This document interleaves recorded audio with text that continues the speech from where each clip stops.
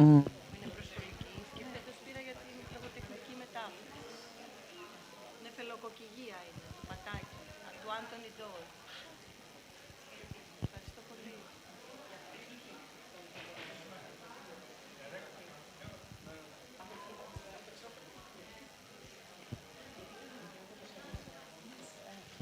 Excellent. Ναι. Good afternoon all. We are gathered here to talk about translation. Translation as a cultural bridge between countries and cultures and peoples. And we are going to deal with issues relating to how translation can contribute to deeper understanding between peoples and cultures, how important is literary translation for minor languages and countries, which are the challenges and the prospects ahead. So I have to present my speakers. First of all, we are honored to have Graciela Schneider-Urso, who is a researcher and a translator. She's developing a postdoctoral research on modern Greek studies at Rio de Janeiro State University, where she teaches courses on modern Greek language, culture, and literature. She does a BA in ancient Greek. She has a BA in Russian and Portuguese, an MA and PhD in Russian literature and culture on Nabokov with emphasis on translation studies. She has worked in areas of translation and interpretation for the World Social Forum and European Social Forum in Athens and Malmo. She has collaborated with the World March of Women and was a temporary professor of Russian language, culture, and literature at the Federal University of Rio de Janeiro. She has edited The Revolution of Women, Female Emancipation in Soviet Russia, articles, minutes, pamphlets, essays, and currently organizes events as well as works on translation projects, mainly related to modern Greek and gender studies. She runs a translation group related to modern Greek studies at Rio de Janeiro State University, and her current research project deals with literature as a path to teach and learn modern Greek language. Καλώς ήρθες, Graciela. We have together Amanda Michalopoulou. Welcome, Graciela. 3 short story collections, a theater play, and a novella. She has been a contributing editor at Kathimerini in Greece and Tagesspiegel in Berlin. Her stories have appeared in Harvard Review, Guernica, Pen Magazine, World Literature Today, Words Without Borders, Asymptote, The Guardian, Brooklyn Rail, among others. She is a winner of the Revmata Award, the Diavazo Award for the novel Yandes, and the Academy of Athens Prize for her short story collection Bright Day. The American translation of her book I'd Like won the International Literary Prize Barnea in the US and the Liberis Liber Prize of the Independent Catalan Publishers. Her stories and essays have been translated in 20 languages, while her novel Why I Killed My Best Friend and God's Wife were shortlisted for the Alta National Translation Award in the US.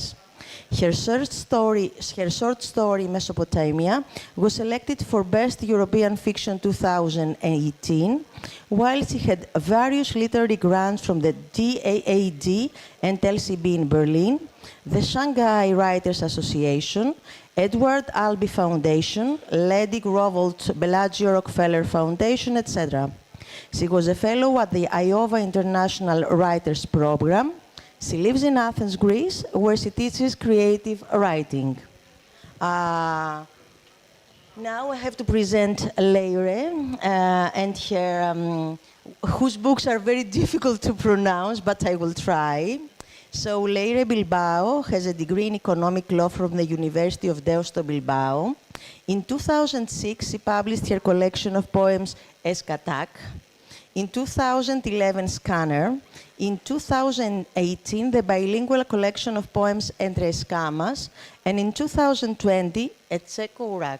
Wow.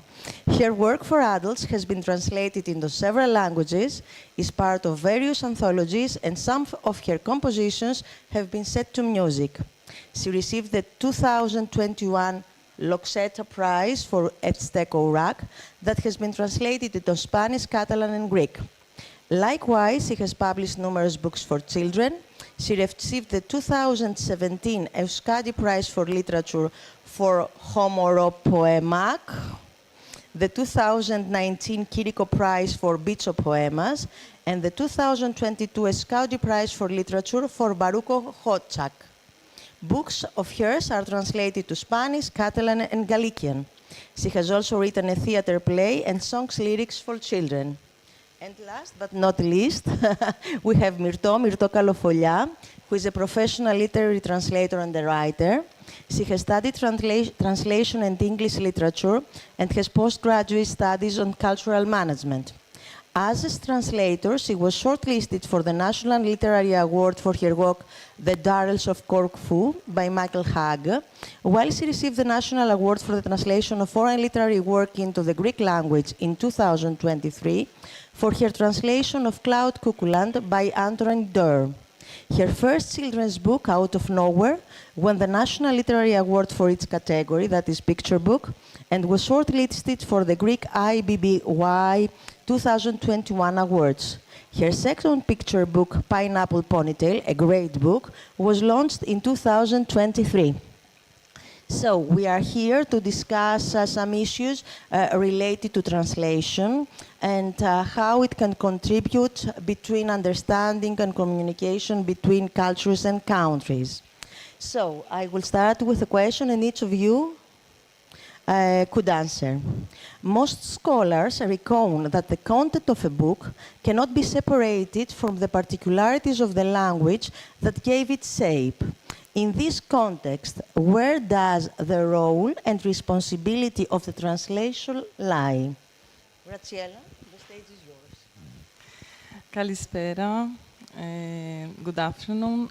First of all, I would like to thank NOPI because it was a long way to come here, but we worked together, and this is the most important thing, to work together, like we say always. And I would like to thank also the sponsor of my research and my university, because without them I wouldn't be here as well. Well, about the content and the form or the words, one doesn't exist without the other. So we must always think about the contexts, the historical context, the social context, the cultural context. And of course, we are not going to translate word by word.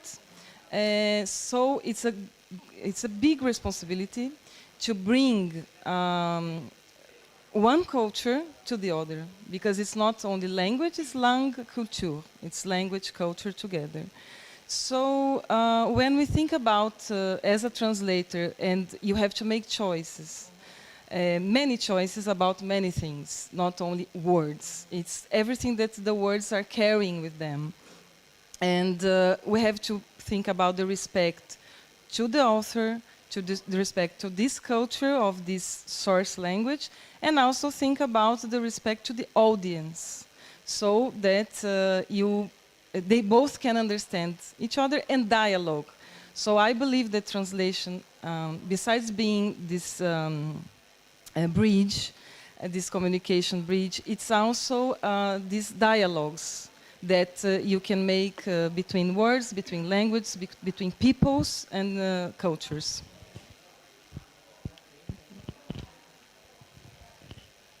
Yeah.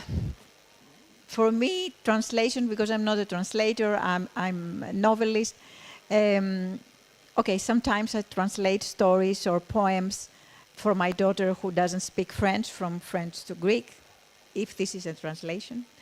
But for me, as a translated author, translation is a portal.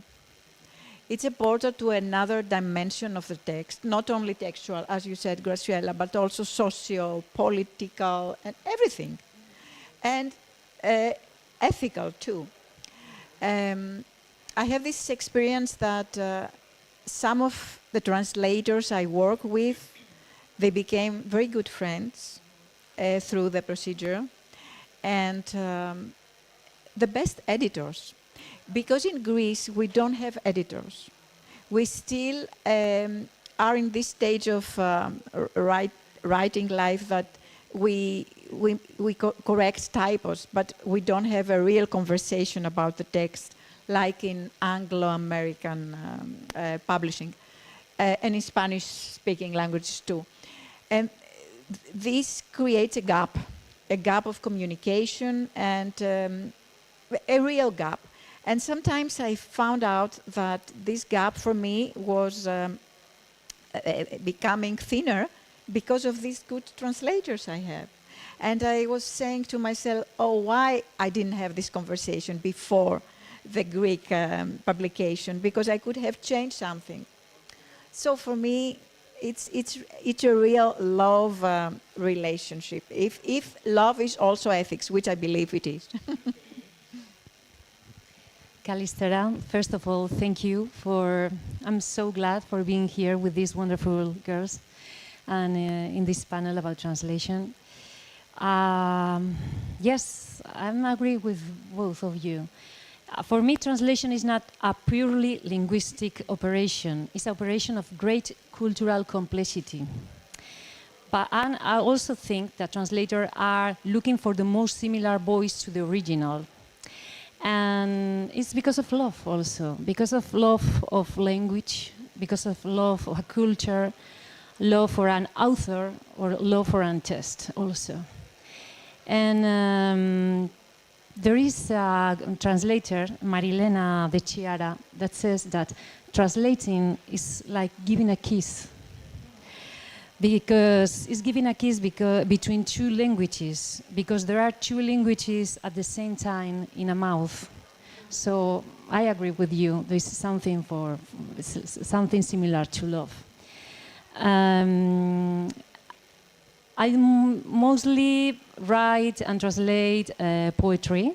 And there is also a difference between translating narrative and poetry, because poems need a rhythm, a rhyme, a cadence, sonority, a melody. So I also agree that when we or you translate poetry, it's necessary to do something like an adaptation, not a translation like you will say word by word. And if sometimes it's necessary to change that, and I also have poems that our totally important is another thing. It was an animal and it's changed for another animal just because of the rhyme. So I think it's good. I think that really need to adaptate. So hope to keep on kissing like Marilena de Chiara says. Εγώ μιλάω ελληνικά τώρα, έτσι. Ακούτε. Hello, everyone. Thank you for being here. Thank you very much. It's an honor for me to be among you. I really appreciate your work and I admire you. I am going to speak as a translator that has been working as one for more than 15 years. Translation is a secondary creative procedure, in my mind at least, as far as I am concerned regarding my experience. And the most important thing is the audience, people who read the books. I want them not to find any obstacles. I want them, of course there are gaps, but we can't find the exact match all the times. And in this way, we have to use the notes of a translator, which are really important for texts that come from a language that depicts a different cultural environment. Recently, and I am looking forward to this translation, because there is an American poet who wrote the love songs of David Dubois, and she wrote a saga about the history of black people in the US. So their publishers wanted to find a translator who would be a black Greek woman. There was a clause about it in the contract, and we told them there is no such translator in Greece. But I hope that in the future I can make up words by understanding the black community and see what are the words that have been used so that I can understand what is acceptable and what is not, because we have political correctness. And in this book, they didn't want to be politically correct. They just wanted to depict what the real situation was. And we had this saga that was a great example of what the metaphor was in this case. Even the idioms of some elderly people who started speaking in a more black way, or they wouldn't use some vowels. So this is a recent example. For sure there is a gap in the transfer, and I like the part about the kiss. I'm not so romantic though. I feel more like a plumber who has to fix the tap, because the practical issue in my job is really present, and I want to bridge this gap by talking to people, because when I do my research about a book, apart from the research I do before I start translating a book, for example, for this one, I tried to find other writers of big black literature, and I tried to educate myself in this field, and then I went out to talk to people. I went to the hairdressers where black women were having their hair done. I talked to members of the black community. And I like this part because people are a living language. It's not just a research on the internet, not only about this book. We have a character who takes on drugs, and I tried to find someone who did the same thing to find the terminology. And we had a problem because they use one drug that doesn't exist in Greece. So we had to find a word to make up a word. I haven't taken on drugs myself, but I have done my research so far. So for me, it's really important, this vivid language. And I have a notebook, and underneath every name I have written down the questions I would like to ask.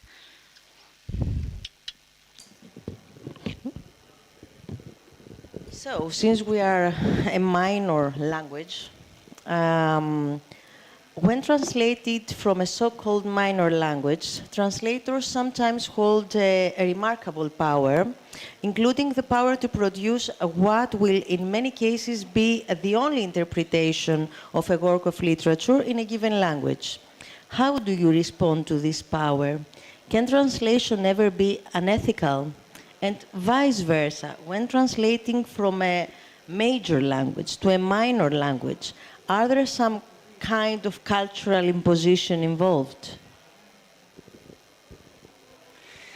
If we think about Brazil, for example, but I would say that all over the world, knowing a language, getting to know a language that is not your mother tongue or your native language, is already a power, a huge power, and everything is political about it. What you decide to translate and how you decide to translate. So the ethics of translations starts from there as well. And now thinking specifically about Brazilian audience, we have to think, this power is so huge that because you have to think about people who would never have the access, even if it's sometimes English or Spanish, right? But if you think about modern Greek, for example, then they would have even less access because many times they don't even know that, let's say, modern Greece exists. They only know a little bit about ancient Greece and so on and so on. So this is not only a power about the work of translation itself, but how you are transmitting all this knowledge behind this historical and cultural bagage. You have this patrimony, let's say, right? What we are trying to do now that at our university, I will explain a little bit because we don't have modern Greek studies properly speaking in Brazil, but we are trying to build these. And translation also help us to teach modern Greek and to show what is going on about many aspects, right? And last year we started also a project of another professor to teach children. That's my point here. So translation in this process, translation is so important because it's children from public schools, and we are bringing a new reality connected to their reality. This is really important also. This is the dialogue, this is the kissing as well, because then you are connecting, not only bringing a culture just, okay, let's read this book. No, you are connecting to their reality. So this could be important for you to open your mind and to learn this and this and that. So it could be unethical, of course, because the way that we decide to do that and how the books that we decide to translate and how to translate could be something that would damage this knowledge, let's say, okay? Yeah, while you were speaking, Graciela, I thought a lot about power issues, because when we speak about minor and major languages, we speak about power issues. And I was thinking that I'm here, a Greek writer speaking in English, and why I do that? I do it just for the sake of the discussion and of the more direct communication. I don't want to exclude our translators, interpreters. But I have this urge to communicate and this illusion that I could communicate like an English-speaking person. Don't we all do the same? Like you want to trespass this, this illusion that, and feel that we all speak the same language, because ultimately we do. So every time I have to judge, will I speak in English or in French or whatever to have a communion here, or will I go back, which I understand completely, my language, so that you hear the sound and we value the interpreter and the translator. Anyway, the choice was made now. I did this. From my experience, I've seen this very strange phenomenon. I'm mostly translated in English in the US, and all the translations that come afterwards, they come through this. And why it happens? It happens because the editors have to be able to understand what is this undecipherable book. They don't even know how to read a sentence in Greek. So this is, I mean, I feel like a little bit like these avocados that we buy from Chile and we bring back to Greece, although we have avocados in Creta. And you have to go around the world. What a waste, a financial and human waste to have to do that. But we have. Because how a Spanish or an Italian or a Catalan editor would understand what I write about if they don't have a book? So this is power. If you have an English or a Spanish book or a French or a German one, and I think that's about it, then everybody can understand when you read, what you write.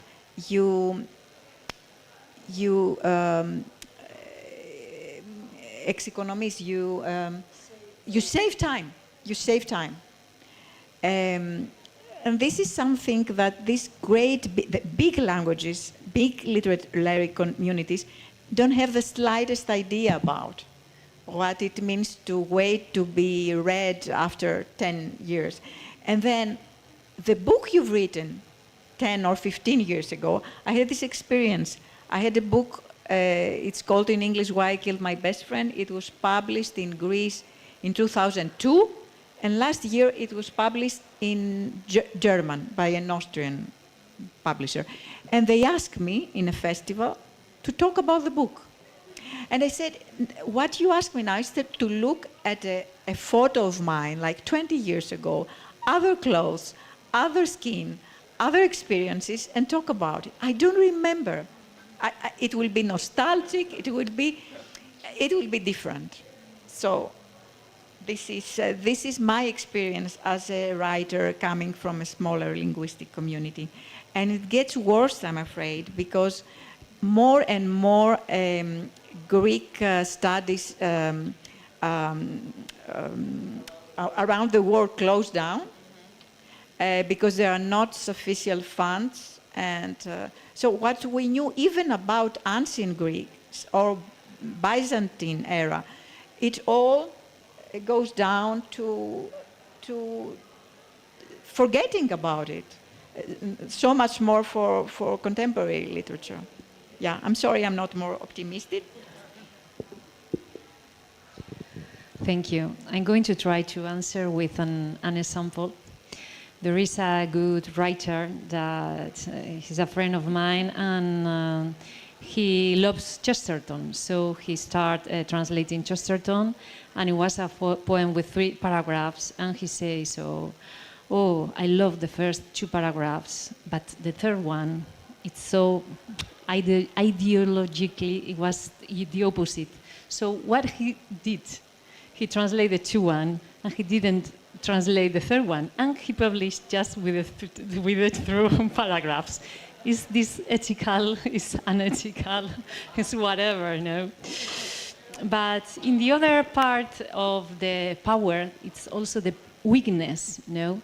And just 2 days before coming here and take the plane from the Basque country, from Greece, I read in a newspaper. We have one newspaper in Basque, it's Berria, and I read an interview to a really good translator, Asun Garicano, and she said that she thinks that the one who writes in a minoritized language, the one who writes in a minoritized language,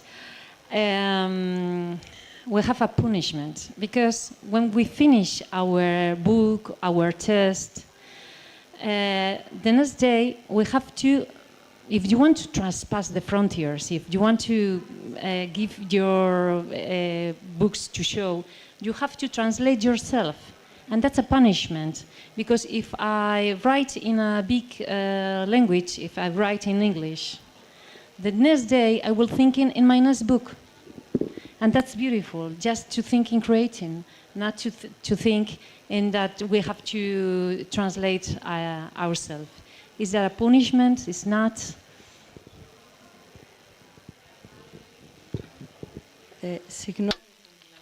I'm really apologizing for using my mother tongue, the Greek language. I'm not feeling comfortable enough to use the English language. On the other hand, I'm really happy to be able to use my mother tongue to express myself properly. But I will get back to you and try to give you an answer as a plumber, especially in literary translation in Greek. Often enough, we don't have the chance to choose the books that we translate. In the vast majority of cases, we are asked to translate books that we wouldn't ever choose to read ourselves. And it is really a very happy coincidence if we are given the opportunity to translate books that we really love as readers as well. I remember that at some point I was asked to translate a book that had some sexist content, and I didn't really like it, but I was given no choice to do so.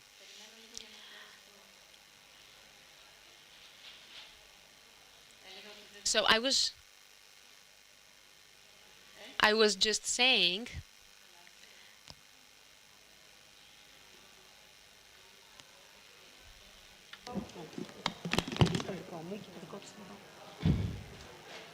I was saying that I don't have the chance to translate books that I choose.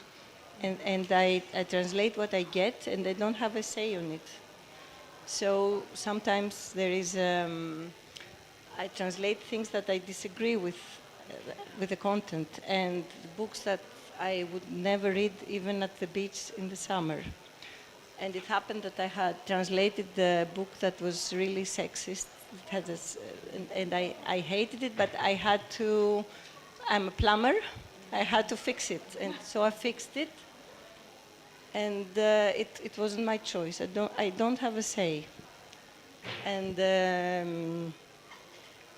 about what you said about translating from a translation, this is forbidden, completely forbidden. In the beginning, I was given books that were a translation of a translation, and I had to agree because it was the beginning of my career.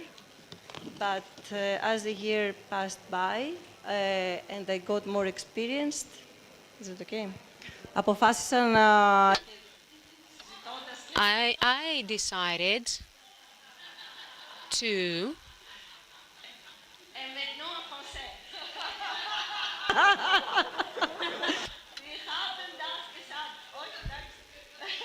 so maybe we will switch to other languages such as French or German. That's something that I always wanted to do, to switch languages that quickly, from English to Greek and from Greek to German and from German to French. Μαμά μου, τι έλεγα τώρα, Okay, I got a bit lost, excuse me. Yeah, so I was saying that I am the plumber. So I was just trying to say that it's absolutely prohibited for us to translate a translation. And even if we are forced to do so, it's a huge mistake. And I do remember myself consulting older and more experienced professionals of my field, and they were the ones that told me that you shouldn't do that. You shouldn't agree to translating a translation.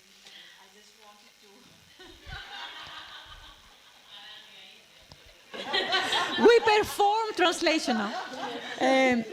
That when I talked about the American translation, I just meant not that they translate the translation, that they just can read it, and then they have the luxury of understanding it and said, oh, okay, I like this book, I want to translate it, or I don't. But not translate for the translation, this is another thing. Yeah. Ναι, συμβαίνει αυτό. Εμένα μου έχουν δώσει, ας πούμε. Yes, indeed, that's true. It has happened to me before. They have asked me to translate a book that has already been translated from a minor to a major language. So in international book fairs, for example, sometimes books of mine that were small and children's books, I translated them myself as a draft, so to say, in order to be able to approach my audience. But this is not an ethical issue. This is for the sake of communication. And the truth is that I have tried to translate my own texts from Greek into English, for example, but I was never really satisfied with the outcome. So that's all for me. Speaking now from the point of view of a researcher, not a translator, the indirect translation for us is a material of study. So, okay, I'm very glad that they happen less and less, but for us it's very, very interesting to compare and to see how different it is and how important it is to have direct translations. But yes, it's the last ones, like the old ones, we keep as documents just to dissecate, like you know, like a corpse. So, would you say, I guess we have, in a way, addressed this issue, that translators are actually cultural ambassadors? It's their role, their pivotal role, that enables this understanding, this communication, this dialogue. So, what's your own experience, both as writers, researchers, translators, in this field? This is I think it's my favorite question, because I want to talk a little bit about a concept. It's an Afro-Brazilian concept. It's a deity, in fact, called Exu. And if we think about Exu, it's like the deity that is responsible for communication and for the path, for the way, and especially the middle of the way and the crossroads. So for me, it's very interesting to think about this deity and to think about an Exuniac translation and translator, because you think that you are in this middle, you are in this crossroad, and you are this ambassador to try to bring this dialogue and this culture together.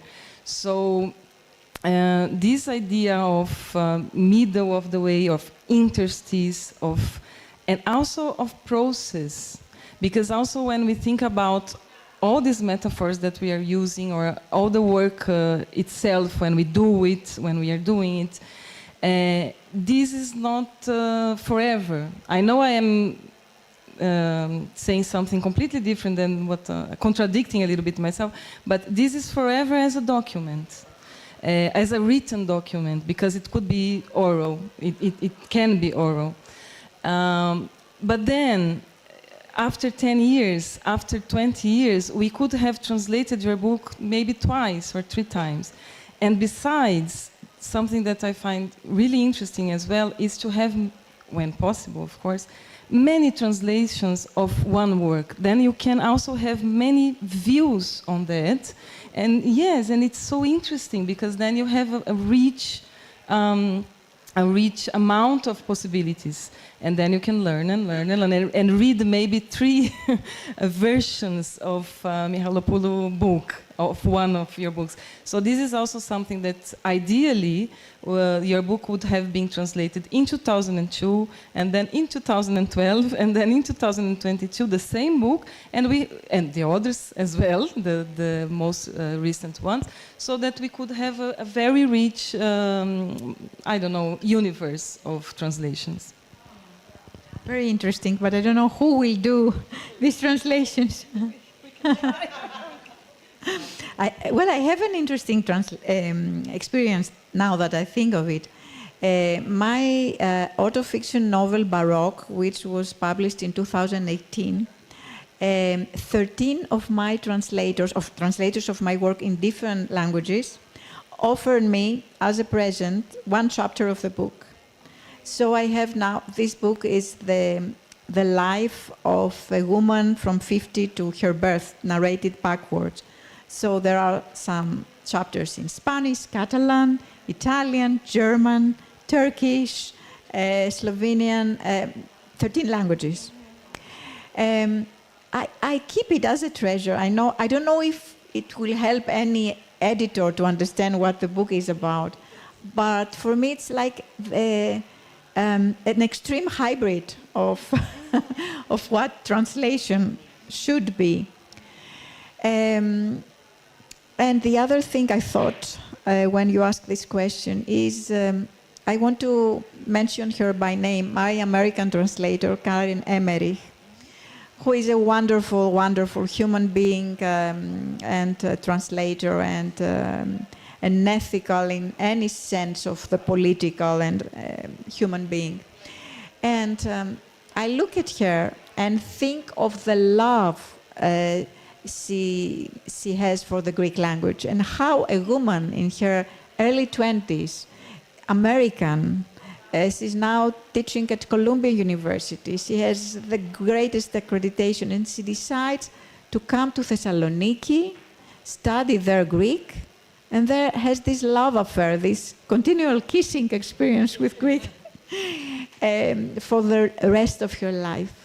And then 2 or 3 years ago, when I visited her in Brooklyn, I realized that her 4-year-old daughter speaks Greek, which for me was so emotional. She said, "Bring me your Greek children books because I want her to read Greek literature." And she talks to her, an American. She talks to her in Greek.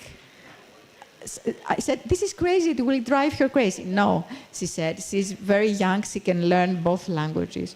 I mean, this is how much a translator can bring to the living experience of the language. Even rebirth the language through the child, for instance. I think this is another great metaphor. Well, as I told you, I'm coming from the Basque country. We are 800,000 people that speak Basque. So how many readers are? That's another question, but an important question. So less and less, obviously. As I write poetry, I have the opportunity that a lot of poems of mine are maybe, I don't know, 30 in English, a dozen in Romanian, in Italian, in Chinese, in German, but just poems. But my first book at all, in a book translated, is this one. And I want to tell her name, obviously, and not once, so twice and 3 times if it's necessary. I'm here because of Nancy Angeli has translated this book. Her name is not in the front of the page. That's another issue also. But she's here with us in this moment, and I told her that I was coming here, and I want to say all my thanksgiving to her, to Nancy Angeli. I was telling you that at Urantina I write in a minoritized language, but I also want to say that Basque writers want to do an contemporary literature in an old language. That's the resume. We write in an old language, okay, we are no much speakers, less readers, but nowadays we are doing contemporary language, and there is no problem to write in an old language, to talk about contemporary things, universal things, and here we are because of Nancy Angeli. Thank you.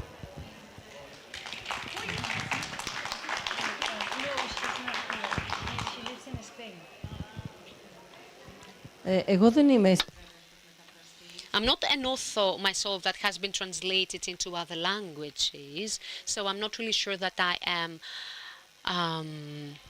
the most suitable person to give an answer here.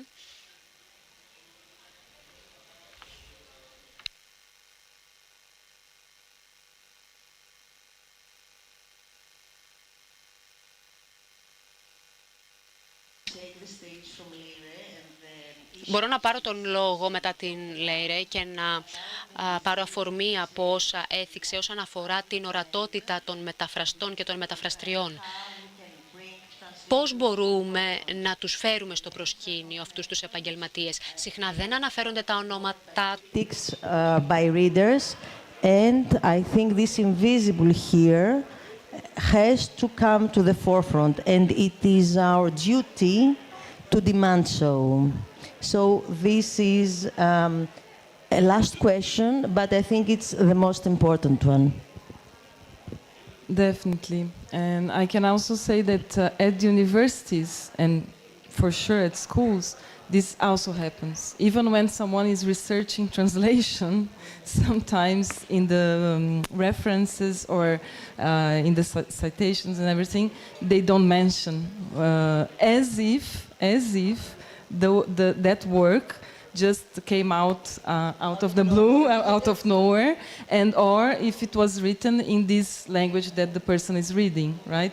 So this is definitely very important issue, and I would say that, of course, having the name on the cover is the most important thing, but also I think it's an educational issue, because having the name on the cover will make that person recognized, acknowledged.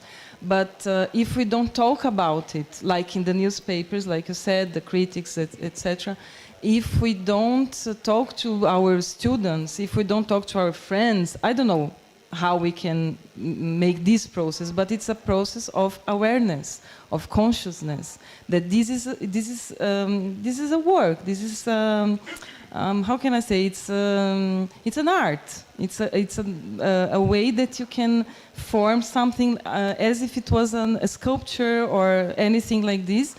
You are dealing with abstract things like words, but so this is, for me, this should be something like more long-term, strategy and awareness process.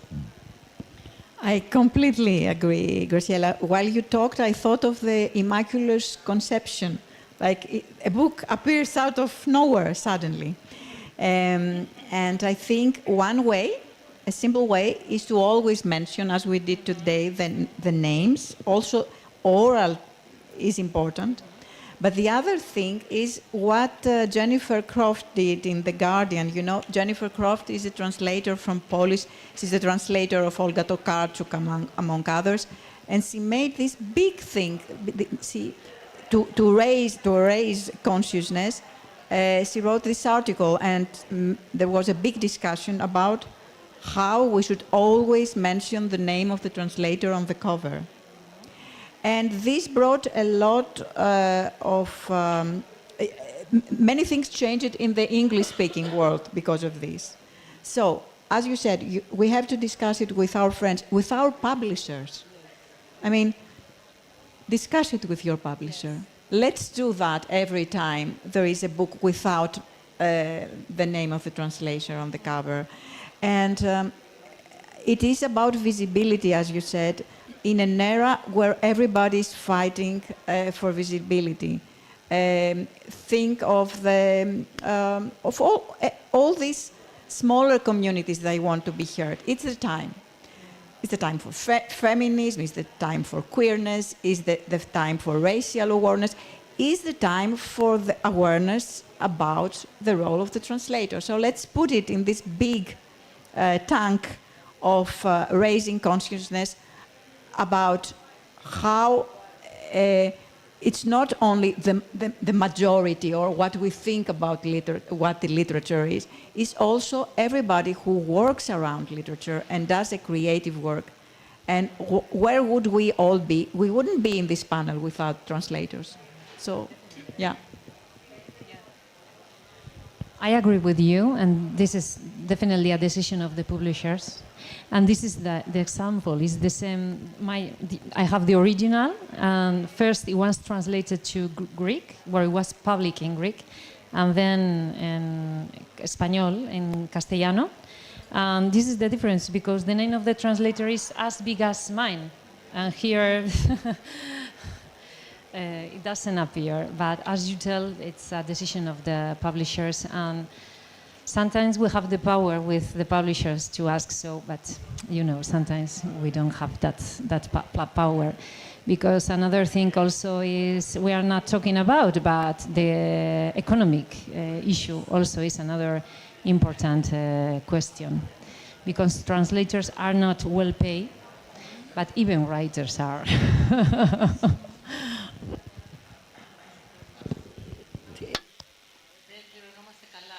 We're not very well paid, huh? Is that what you said?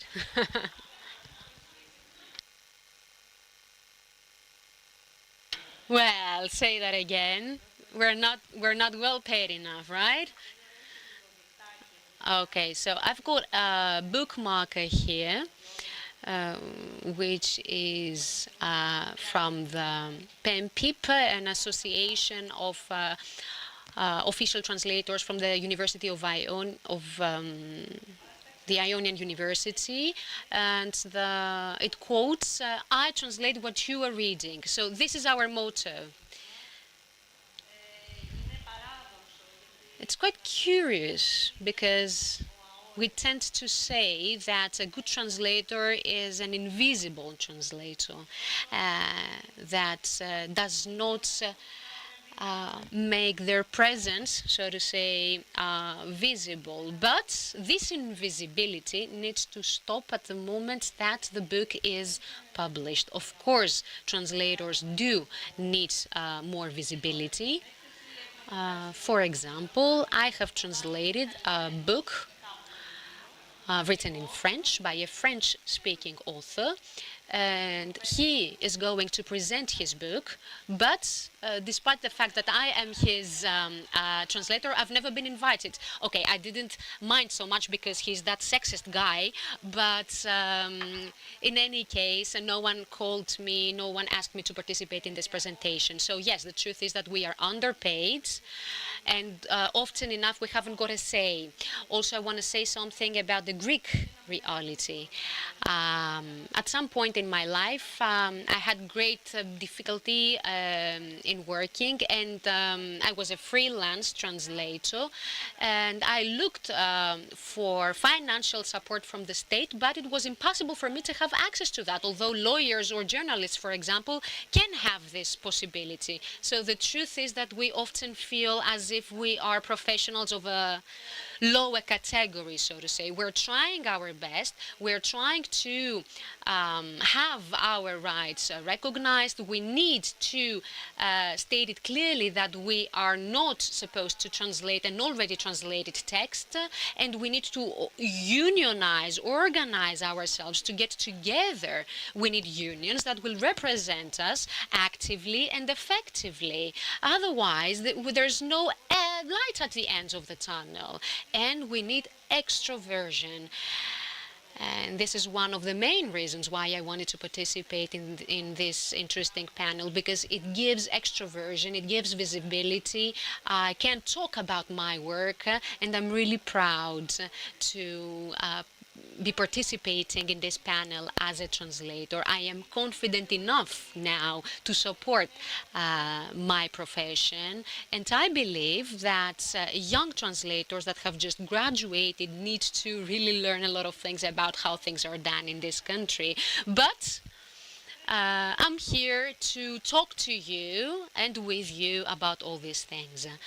So thank you very much. How important it is to finance literary translations. There are countries for which there is this translation opportunity because they have centers that really promote their national, say, literature.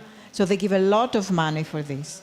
And if you look at how many, the percentage of the money and the percentage of the translation, then you have it. That it's only when a country believes in its literature and that it can be exported that things happen. Θέλω να συμπληρώσω ότι I want to add something here. Don't mean to be a pessimist, but I can see that AI is actually having a negative impact on our work, because I have talked about this with experts, and the truth is that AI tools are becoming more and more intelligent, and it's all about the database nowadays. So you can have an AI tool where you can give you can ask them to create a poetic text, and you can give directions about that. So the truth is that if we do not protect our own profession, it's going to go extinct. And we will be forced to work only as post editors. And it's something that I really dislike, because in my opinion, this is not a living language. I also happen to be a teacher of literary translation in education center. The truth is that students, the number of students is becoming lower and lower, and they are focusing on the usage of editing and post-editing. Don't let us go extinct like dinosaurs suffered. We need to do something about that, because it's going to affect the quality of the end product as well. So we need to take action. Translation took central stage at last, and I think this is an ongoing conversation that doesn't stop here. Maybe just starts. Thank you.